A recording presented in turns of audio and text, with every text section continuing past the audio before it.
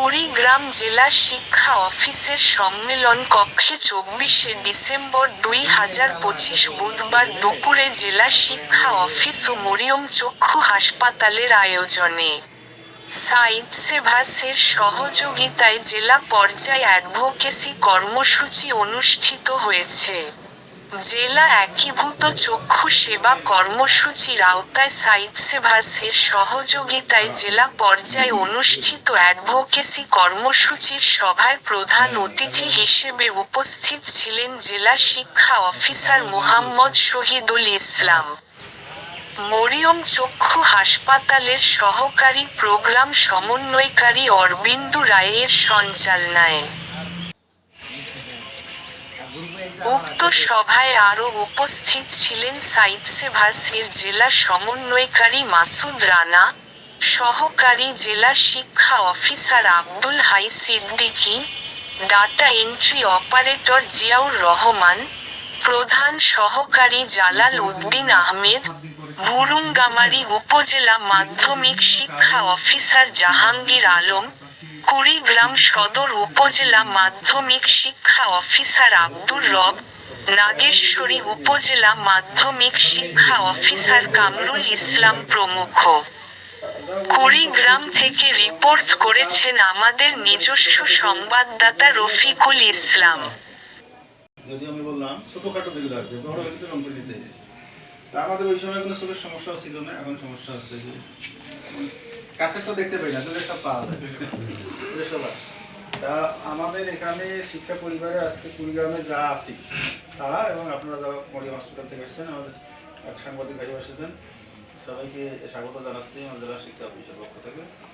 আপনারা জানেন যে মানুষের পরম সম্পদ যত আছে তার মধ্যে চোখের কোনো বিকল্প নেই। অন্য কোনো কানে যদি একটু ঠসাও হয়, কেউ না কেউ কারো সহযোগিতা কিন্তু চলাচল করতে পারে, চোখ হইলে তো কোনো বুদ্ধি নেই। সাদা ছড়ি দিয়ে হাঁটে, কিন্তু সেটাতে কেমন করে তারা হাঁটে আমার মাথাতে আসে না। যাই হোক, সেটা খুব কম। এই জন্যই চোখকে আমাদের সেভ করা খুব জরুরি। আমরা যেহেতু শিক্ষায় আছি, যে কোনো মাঠ পর্যায়ে শিক্ষা দান করার কাজটা আমরাই করে থাকি। সেই অ্যাওয়ারনেস প্রোগ্রাম বা বিল্ড আপ করার জন্য আমাদের কোনো বিকল্প নেই, যত বলেন। মানে ওনারা যে একটা স্কুলে একটা কথা বললে যেটা হবে, আমরা যদি একটা বলি তাছাড়া বেশ কিছুটা বেশি মাত্রা পাই ওনাদের। আসলে আমি মনে করি যে আজকে তাদের উদ্দেশ্য সেটা যে আমার দ্বিতীয় আজকে এটা, কারণ আমাদের এর আগে বললাম একটু আগে নীলফামারী দ্বিতীয় থাকতে মানে দিনাজপুর থেকে পরিচালিত হয়, কিন্তু একটা শাখা আছে গাছবাড়িতে, অনেকটা তৈরি করছে।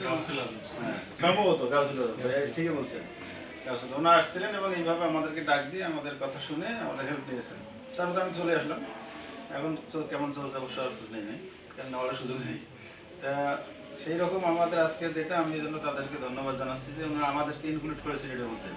আমি এখন তাদের প্রতি, এখানে কোনো বক্তৃতা নাই, যেহেতু আপনারা সবাই আমরা জানি, শুনলাম তাদের কথাগুলো, এটা খুব ভালো জিনিস এবং স্যালুট জানাচ্ছি তাদেরকে, রয়্যাল স্যালুট। আর বিশেষ করে যে সাপোর্ট দিচ্ছে সাইড সেভার, কারণ এই যে বিনামূল্যে দেওয়া কিন্তু চারটি কথা না। আই ড্রপ কিনতে যা দেখেন, যারা কিনেন দাম কত 350, 400, 500, 90 টাকার নিচে, 100 টাকার নিচে সামনে নাই। সবচেয়ে কম দামিটাও টিয়ার বলে একটা আছে না,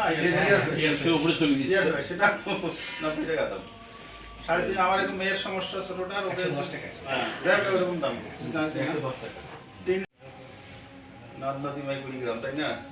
ভাইয়া গানের ধাম নদ নদী মানে তো চর, এরকম চর বাংলাদেশের কোথাও নেই। মানে 400টা চর কোনো ডিস্ট্রিক্টে নাই, এটা একটা ব্যতিক্রম জেলা। 3 দিকে সীমান্ত, অন্য কোনো জেলা 3 দিকে সীমান্ত রয়েছে, একদিকে একদিকে। যাই হোক, বিভিন্ন দিক থেকে আমরা ব্যতিক্রম, দারিদ্রের দিক থেকে ব্যতিক্রম। যদি এবার আবার আমি দেখলাম যে মাদারীপুর বোধহয় বেশি দারিদ্র দেখাচ্ছে কিছুদিন আগে, ঠিক আছে? আচ্ছা, যাই হোক, কিন্তু আমরা খুব ঝামেলায় আছি। আমাদের যেহেতু চর বেশি, স্কুলগুলো দূর দূরান্তে, অবকাঠামোর সমস্যা, তারা দৌড়ে এসে চিকিৎসা নেওয়া খুব সমস্যা। কারণ যখন মরিয়ম চক্ষু হসপিটাল তারাই যখন তাদের এখানে চলে যায়, সেইটা কিন্তু আমাদের জন্য পরম পাওয়া, তাই না? আমরা তাদেরকে অনুরোধ করবো আমার এই কথার মাধ্যমে সবার পক্ষ থেকে যে আরও বেশি বেশি করে আমাদের বেশি ক্যাম্প করা যায় কিনা, বেশি স্কুলে বেশি এই সার্ভিসটা দেওয়া যায় কিনা, এবং যদি কোনো স্কুলে সার্ভিস দেন, আমাদের এই কর্মকর্তা অনেক আছে, আমরাও আছি, যদি আমাদের ইনফর্ম করা হয় আমরা হয়তো তাদেরকে বলবো যে কাছে থাকবে সবচেয়ে, এখানে স্কুলে যাবে হোক, মাধ্যমিক হোক, আমার রেডিও আছে, আমি আছি, কি আমরা যে পারলে আমরাও একটু যে সাথে দেখে এসলাম, দেখবে আলাদা মাত্রা হবে। যাওয়া হাত থেকে তাদেরকে একটু রক্ষা করা বা প্রতিরোধ করা। তো সেইটার কাজ থেকে স্যার আমরা যেটা করছি সেটা হলো যে আমরা কেন কাজ করি যদি এটা বিশ্বের প্রেক্ষাপটটা দেখেন স্যার, এটা হচ্ছে যে সারা বিশ্বে প্রায় 25 কোটি 30 লক্ষ মানুষের দৃষ্টি প্রতিবন্ধিতা রয়েছে, মানে তার সমস্যা আছেই সারা বিশ্বে। সেই মানুষগুলোকে যদি একটা দেশের মধ্যে ছাড়িয়ে দেওয়া হয়, বাংলাদেশে প্রায় 18 কোটি জনসংখ্যার কথা বলা হয় এখন, 18 কোটি প্লাস। তো এমন একটা দেশ হবে যেখানে শুধু অন্ধত্ব মানুষই থাকবে যদি এই মানুষগুলোকে একটা জায়গায় নিয়ে আসে ছেড়ে দেওয়া হয়, যার মধ্যে বিশ্বে প্রায় 3 কোটি 60 লক্ষ মানুষ দৃষ্টিহীন। ওই 25 কোটি মানুষের তো সমস্যা আছে, ওইটার মধ্যে একেবারে দৃষ্টিহীন 3 কোটি 60 লক্ষ মানুষ। 1.1 বিলিয়ন মানুষের কাছে দেখতে বা দূরে দেখতে সমস্যা আছে, তার কাছে দেখা অথবা দূরে দেখা। এখানে স্যার আমরা যারা আছি দেখেন কয়জন আছি, আপনি এখনই কিছু দেখতে যান আপনার মানে চশমা লাগবে, একটা ডিভাইস লাগবে, তার মানে স্যার আপনার কিন্তু চোখের সমস্যা আছে। তো এরকম মানুষের সমস্যা আছে প্রায় 1.1 বিলিয়ন মানুষের। 89% দৃষ্টি প্রতিবন্ধী মানুষ স্বল্প এবং মধ্যম আয়ের দেশে বাস করে। এই মানুষগুলোর মধ্যে আমাদের মতো বাংলাদেশের মতো যেসব স্বল্পোন্নত দেশ আছে সেই সব দেশই বেশি বসবাস। যে সংখ্যাটা বললাম স্যার, এইটার মধ্যে আবার 55% হচ্ছে নারী, মানে নারীদের সমস্যাটা আরো বেশি হয়, কারণ তারা সবসময় রান্নাবাড়ির কাজে নিয়োজিত থাকে। গ্রামে গঞ্জে দেখবেন যে ঝাড়ু দিচ্ছে, হয়তো বা রুম ঝাড়ু দিচ্ছে, ধোঁয়াতে কাজ করে, এই কারণে স্যার তাদের সংখ্যাটা আরো বেশি। পাশাপাশি হয়তো ছোট একটা সমস্যা হয়েছে, পুরুষ মানুষ স্যার বিভিন্ন সময় বিভিন্ন ডাক্তারের কাছে অথবা হসপিটালে অথবা কোনো জায়গায় সেবাটা খুব সহজে নিতে পারে। পুরুষ মানুষ বিকেল হইলেই বাজারে যাওয়া আমাদের অভ্যাস, কোনো দোকানে যাওয়া হয়তো একটু মানে ওষুধ নিলাম অথবা কারো পরামর্শ নিলাম।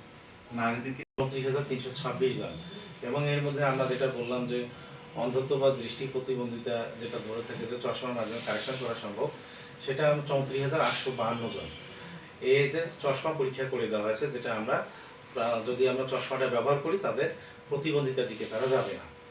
আর আমরা ছানি অপারেশন করেছি, যেটা 75% দৃষ্টি প্রতিবন্ধী নিরাময় করা সম্ভব, সেখানে 8,319 জন ব্যক্তিকে আমরা ছানি অপারেশন করেছি সম্পূর্ণ ফ্রি, যেখানে 2,869 জন থাকা ফ্রি, যাওয়া ফ্রি, আসা ফ্রি, খাওয়া ফ্রি, পরবর্তী ওষুধ, চশমা এবং ফলো আপ সব কিছুই ফ্রি।